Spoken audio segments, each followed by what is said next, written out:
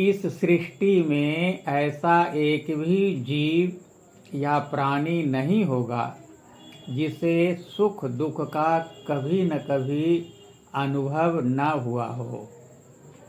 यहाँ तक कि जब कभी स्वयं भगवान श्रीमन नारायण भिन्न भिन्न रूपों एवं नामों से अवतार ग्रहण करते हैं तो उस लीला अवतार में कभी सुख तो कभी दुख की लीलाएं करते हैं।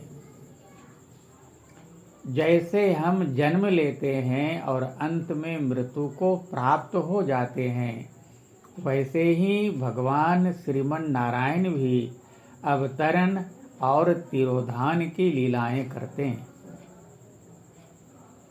जन्म के बाद बचपन आता है तो भगवान भी हूबहू वैसे ही बचपन की लीलाएं करते हैं।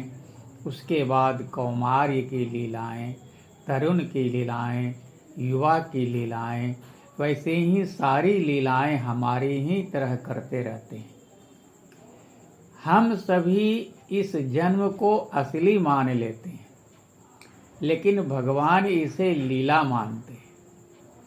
यही कारण है कि हम सभी जीव इस धारणा के कारण फंसते चले जाते हैं और बार बार जन्म और मृत्यु के बंधन में बंध जाते हैं।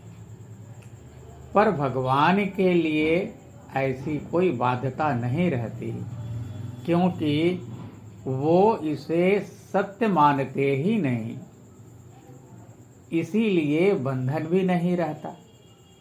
यदि कोई जीव शरीर में भगवान की इस अवधारणा को स्वीकार कर ले तो उसे भी बार बार जन्म मृत्यु जैसे किसी बंधन का शिकार नहीं होना पड़ेगा। आध्यात्मिक जगत में यही अवधारणा काम करती है और इसे मानने वाले साधु, संत, सिद्ध, ज्ञानी, ध्यानी, तपस्वी ये सभी जन्म और मृत्यु को अपने बस में किए रहते हैं, खुद इसके बस में नहीं रहते। जबकि गृहस्थ रूप में ऐसा जीवन धारण करना असंभव तो नहीं, हाँ थोड़ा कठिन अवश्य होता है।